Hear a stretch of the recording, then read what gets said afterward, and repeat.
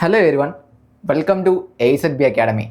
So ഇന്നത്തെ വീഡിയോയിൽ നമ്മൾ ഡിസ്കസ് ചെയ്യുന്നത് നമ്മുടെ ISROൻ്റെ ഒരു എക്സാം വിളിച്ച കാര്യം നിങ്ങൾ എല്ലാവർക്കും അറിയാമായിരിക്കും അല്ലേ.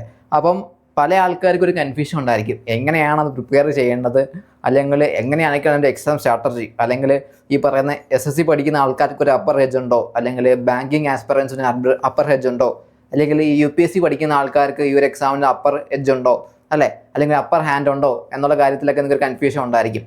അപ്പോൾ എങ്ങനെയാണ് ഒരു എക്സാം സിലബസ്, അല്ലെങ്കിൽ എങ്ങനെയാണ് ഒരു പാറ്റേൺ, അല്ലെങ്കിൽ ഏതൊക്കെ ഏരിയാസിൽ നിന്നാണ് ക്വസ്റ്റ്യൻസ് വരുന്നത് അല്ലേ.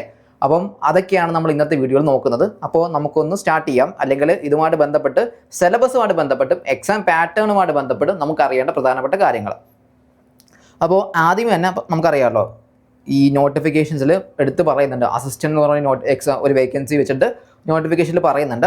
അപ്പം അസിസ്റ്റൻറ്റിന് അല്ലെങ്കിൽ UDCക്ക് ഉള്ള എക്സാം പാറ്റേൺ എന്തൊക്കെയാണെന്ന് നമുക്ക് നോക്കാം. 4 പാർട്ടുകളാണ് ഉള്ളത്. Part A general English, part B quantity aptitude, part C general intelligence and reasoning ability, part D general knowledge. ഇങ്ങനെ 4 സെക്ഷൻസ് അല്ലേ. ഇപ്പം വലിയ മാറ്റങ്ങളൊന്നുമില്ല അല്ലേ. നമ്മുടെ SSC പോലെ തന്നെയാണ്, ഒരു 4 പാർട്സ് ഉണ്ട് അല്ലേ, അങ്ങനെ തന്നെയാണ്. പക്ഷേ വ്യത്യാസം നോക്കിയേ, ഇപ്പോൾ നമ്പർ ഓഫ് ക്വസ്റ്റ്യൻസ് അവിടെ ചെറിയ മാറ്റമുണ്ട്. എത്രയാ നമ്പർ ഓഫ് ക്വസ്റ്റ്യൻസ് ഇവിടെ 50 ആണ് അല്ലേ. ഒരു ക്വസ്റ്റ്യൻ 1 മാർക്ക് എന്ന രീതിയിൽ 50 മാർക്സ്. അതേപോലെ QA ക്വാണ്ടിറ്റി ആപ്റ്റിറ്റ്യൂഡ് എടുക്കുകയാണെങ്കിൽ ഇവിടെ എത്രയാണ് 50 മാർക്ക് തന്നെയാണ് ഉള്ളത് അല്ലേ. 50 ക്വസ്റ്റ്യൻസിന് 50 മാർക്ക്. അതേപോലെ general intelligence and reasoning ability നോക്കിക്കഴിഞ്ഞാൽ 50 മാർക്ക് ക്വസ്റ്റ്യൻസ് ഉണ്ട്, 50 മാർക്സ് ഉണ്ട്. ഇനി അതേപോലെ ജനറൽ നോളജ് അല്ലേ, അവിടെ നിന്ന് 50 ക്വസ്റ്റ്യൻസും വരുന്നു, 50 മാർക്സ് വരുന്നുണ്ട് അല്ലേ. അപ്പോൾ ആ ഒരു കാറ്റഗറിയിൽ നിന്ന് വേണമെങ്കിൽ നമുക്ക് എന്ത് ചെയ്യാം, ചിലപ്പോൾ ചില കറണ്ട് അഫയേഴ്സുകളൊക്കെ ചോദിക്കാം. അപ്പോൾ അങ്ങനെ വേണമെങ്കിൽ വിചാരിച്ചോണം. ഓക്കെ, അങ്ങനെ മൊത്തത്തിൽ എത്ര മാർക്കുണ്ട്? 100, 150, 200, 200 മാർക്കുണ്ട് അല്ലെ. 200 മാർക്കുണ്ട്. എത്രയാണ് അലോക്കേറ്റഡ് ടൈം? എത്രയാണ് അലോക്കേറ്റഡ് ടൈം എന്ന് പറയുന്നത്? 150 മിനിറ്റ്സ് ആണ് അല്ലെ. 150 മിനിറ്റ്സ് ആണ്. അതിനകത്ത് എത്ര? 1 hour 30 മിനിറ്റ്സ് അല്ലേ.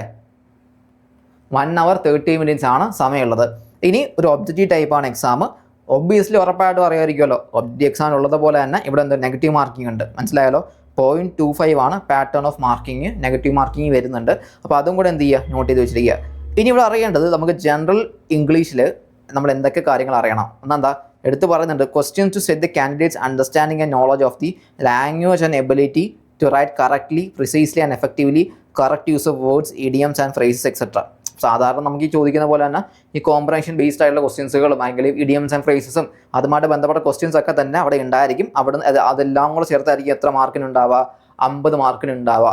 ഇനി നമ്മൾ ക്വാണ്ടിറ്റി ആപ്റ്റിലേക്ക് വരാം അല്ലേ. ക്വാണ്ടിറ്റി ആപ്റ്റിലേക്ക് വരികയാണെങ്കിൽ എന്താ, number system, percentage, profit and loss, സാധാരണ നമുക്ക് കാണാൻ പറ്റുന്ന കാര്യങ്ങളാണല്ലേ. നമ്മൾ ഏതെടുത്താലും, ഏത് എക്സാം എടുത്താലും, കേരള BC എടുത്താലും ഇത് കാര്യങ്ങളൊക്കെ ചോദിക്കുന്നുണ്ടല്ലോ. Percentage, profit and loss, discount, proportion, ratio proportion, mixture and alligation, averages, simple and കോമ്പൗണ്ടേജസ്, time and distance, time and work, pipe and cistern, അതേപോലെ partnership, surds and indices, simplification, geometry, circles. പിന്നീട് ഇങ്ങോട്ട് കുറച്ച് എന്താ പറയുക, ഒരു അഡ്വാൻസ് മാത്സ് ഉണ്ട്. കാര്യം എന്താ, ഈ പറയുന്ന ട്രിഗ്നോമെട്രി, അതേപോലെ ജോമെട്രി പരമായിട്ടുള്ള കാര്യങ്ങൾ. പിന്നീട് എന്താ പറയുക, ട്രിഗ്നോമെട്രിക് റേഷ്യോസ്, ഹൈറ്റ് ആൻഡ് ഡിസ്റ്റൻസിനെ കുറിച്ച് പറയുന്നുണ്ട്. ആൾജിബ്രയിൽ തന്നെ ഈ ഫാക്ടറൈസേഷൻ, കോർഡിനേറ്റ് ജോമെട്രി, ഓക്കെ, അങ്ങനത്തെ ക്വസ്റ്റ്യൻസ് ഒക്കെ ചോദിക്കാം. പിന്നെ sequence and series, algebraic identities, പിന്നെ സ്റ്റാറ്റിസ്റ്റിക്സ് ആൻഡ് DI അല്ലെങ്കിൽ ഡേറ്റ ഇൻ്റർപ്രിട്ടേഷൻസ്. ഓക്കെ, അപ്പോൾ ഇതൊക്കെയാണ് QA സിലബസിലെ കാറ്റഗറിയിൽ പറയുന്ന കാര്യങ്ങൾ. ഓക്കെ, ഇനി നമുക്ക് റീസണിങ് എബിലിറ്റിയിലേക്ക് പോയി കഴിഞ്ഞാൽ നമുക്ക് എല്ലാം കേട്ട് പരിചയമുള്ള ടോപ്പിക്സ് തന്നെയാണ് അല്ലെ. പ്രത്യേകിച്ച് മാറ്റങ്ങളൊന്നും ഇല്ല, കാര്യങ്ങളൊന്നും അല്ല അല്ലെ. Verbal and non verbal reasoning type questions ഉണ്ട്. പിന്നെ റിപ്പീറ്റഡ് സീരീസ്, അനലോഗി, പിന്നെ വെൻ ഡയഗ്രാംസ്, പിന്നെ logical arrangement, coding decoding, sitting arrangement, ranking arrangement, dice cubes, code equations, directions, പിന്നെ ഈ alphabets, sequence mirror, water image, ഇങ്ങനത്തെ ബേസിക് ആയിട്ടുള്ള ചോദ്യങ്ങളാണ് ചോദിക്കാറുള്ളത് അല്ലേ. അപ്പോൾ നമുക്കൊരു അത്യാവശ്യം പ്രാക്ടീസ് ഉണ്ടെങ്കിൽ ചെയ്യാൻ പറ്റുന്ന ചോദ്യങ്ങളാണ് ചോദിക്കുന്നത് അല്ലേ. പിന്നെ ജനറൽ നോളജിൽ ഇവിടെ എടുത്ത് പറയുന്നുണ്ട്, നോക്കിയാൽ കറണ്ട് അഫയേഴ്സ്, ഈ ഒരു ഭാഗം ശ്രദ്ധിക്കണം. Current affairs of national importance പറയുന്നുണ്ട്. അതിനർത്ഥം എന്താ, നാഷണൽ കറണ്ട് അഫയേഴ്സ് ചോദിക്കാം അല്ലേ, ചോദിക്കാം. കാര്യം അങ്ങനെ തന്നെ ഇവിടെ എടുത്ത് പറയുന്നുണ്ട്.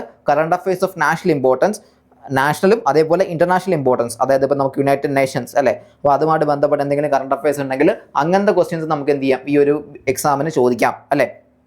പിന്നെ ഇത് കൂടാതെ history, culture, geography, science, general science, polity, economy etcetera. Okay, ഈ ഒരു കാറ്റഗറിയിൽ നിന്ന് ഒരു ടോപ്പിക്കിൽ നിന്ന് ഇത്ര ചോദ്യം ചോദിക്കുന്നത് പറയാൻ പറ്റില്ല. ചിലപ്പോൾ ഒരു 6 ചോദ്യം കറണ്ട് അഫയേഴ്സ് ആയിരിക്കാം, അല്ലെങ്കിൽ ചിലപ്പം ഒരു 7 ചോദ്യം പൊളിറ്റിയിൽ മാത്രം ചോദിക്കാം അല്ല. അപ്പോൾ എങ്ങനെ വേണമെങ്കിലും ചോദിക്കാം.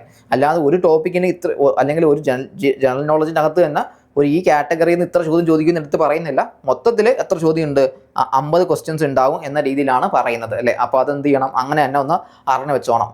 ഇനി നമുക്ക് ജൂനിയർ പേഴ്സണൽ അസിസ്റ്റന്റ് അല്ലെങ്കിൽ സ്റ്റെനോഗ്രാഫേഴ്സിന്റെ കാര്യം നോക്കാം. അവിടെ ഒരു 3 പാർട്ടുകളാണ് ഉള്ളത്. എന്താ, പാർട്ട് എ ജനറൽ ഇംഗ്ലീഷ് ലാംഗ്വേജും കോംപ്രഹെൻഷനുമാണ്. 100 ക്വസ്റ്റ്യൻസ് ആണ്, 100 മാർക്കാണ്. General intelligence and reasoning ability ആണെങ്കിലോ 50 ക്വസ്റ്റ്യൻസും 50 മാർക്സും ആണ്.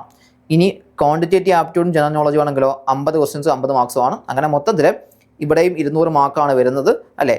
എത്ര സമയമുണ്ട്, 1 hour 20 minutes തന്നെ ഇവിടെ വരുന്നത്. ബാക്കി എല്ലാ കാര്യങ്ങളും സെയിം ആണ്.